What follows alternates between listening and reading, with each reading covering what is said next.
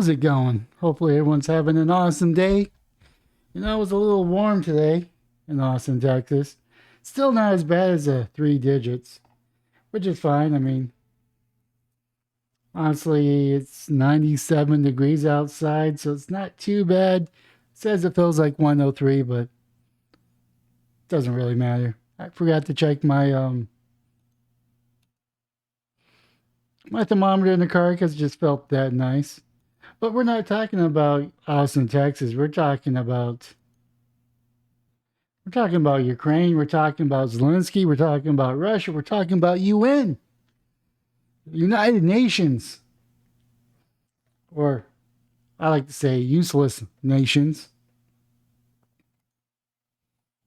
Zelensky, UN. Got this from ground.news.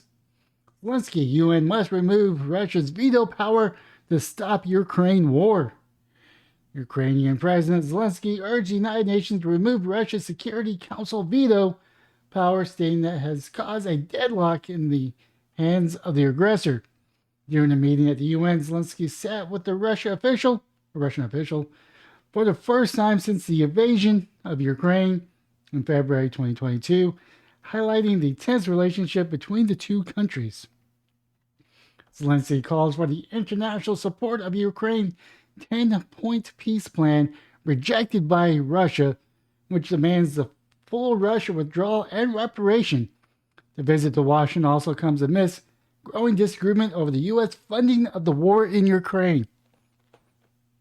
So he's going to come to the United States, beg us for more money, because I think the United States is funding most of the war. I know other NATO countries are funding it, but not to the degree that the United States is. So here, UN finds itself in deadlock on issues of aggression. Zelensky slams Russia at Security Council. So here, New York, September 20, ANI, slamming Russia at the United Nations Security Council over its invasion of Ukraine. Volodymyr Zelensky said that the UN finds itself in deadlock on the issue of aggression. Participating in a special UNSG session in New York today, Zelensky said, "We should acknowledge that the UN finds itself in deadlock on the issue of aggression.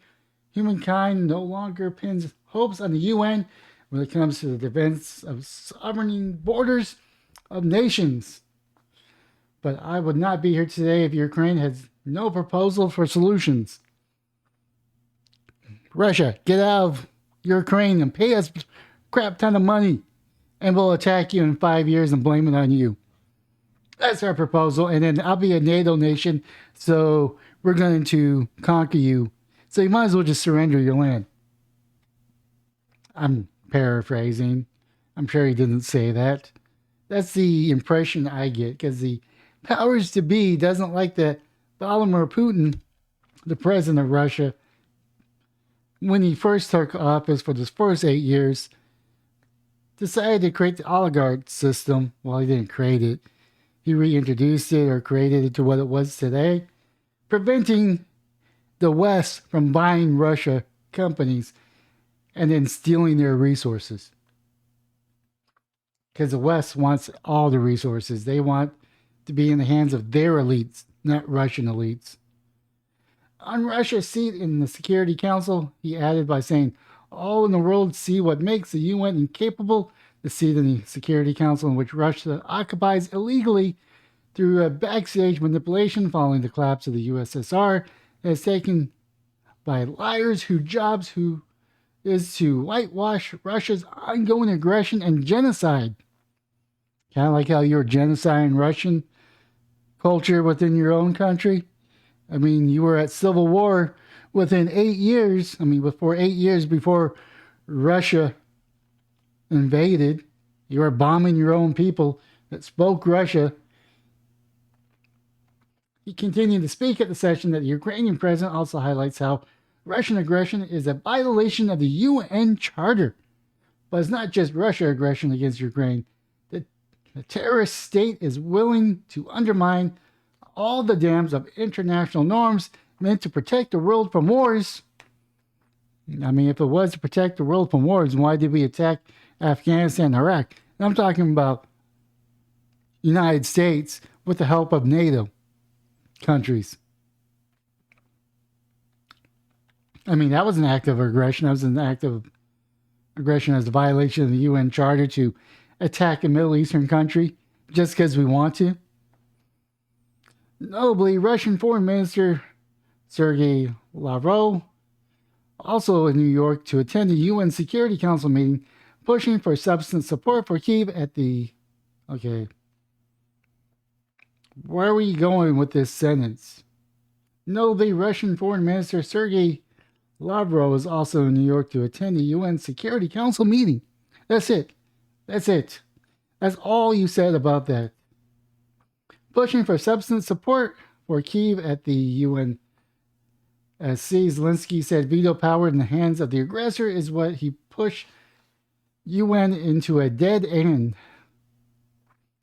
He stated that veto power in the hands of the aggressor that was pushed by the UN into a dead end, regardless of who you are, in the current UN system will still make you less influential than the veto power possessed by a few who misuse it by one, Russia. To the detriment of all other UN members, the years-long discussions project for UN reform must be translated into a viable process. The use of the veto power is what requires reform, and this can be key reform that restores the UN Charter power. Veto should not serve those who are obsessed with hatred and war, Zelensky said as he slammed Moscow at the session. Ukrainian soldiers are currently doing that at the expense of their blood at what the UNC should do by its voting, stopping aggression, and upholding the UN Charter. For security architecture to be strong, concrete steps must be taken to reinforce the principle of its territorial integrity, he added. Zelensky further said that all UNGA members who are not designated as the aggressor must have the enhanced participation in and access of operation of the Council and its subsidiary organizations. Earlier at the UN General Assembly yesterday, he proposed using the Formula of Peace initiative as a potential example of ending conflicts and a universal tool for protecting countries from aggressors. Would that work with Iraq when we invaded? Because we were the aggressor in Iraq the second time. According to Euro News, Zelensky has a number of meetings scheduled in New York, including ones with American lawmakers and leaders of the African nations. Among them is Republican Kevin McCarthy, Speaker of the U.S. House of Representatives. On February 24, 2022, Russia invaded Ukraine in a escalation of the Russo-Ukraine War, which began in 2014, which I understand why they're calling it the Russo. Pretty much just what kicked off the civil war in Ukraine in 2014. I mean, that's really what it was. They claim that Russia invaded Ukraine, got that region to rebel. So this is just Russia continuing that fight, even though that there's probably some grievances. So the invasion that killed tens of thousands on both sides, Russian forces have been accused of mass civilian casualties in torturing and capturing Ukraine soldiers. This report is auto-generated from the ANI's news service. Print holds no responsibility for its content.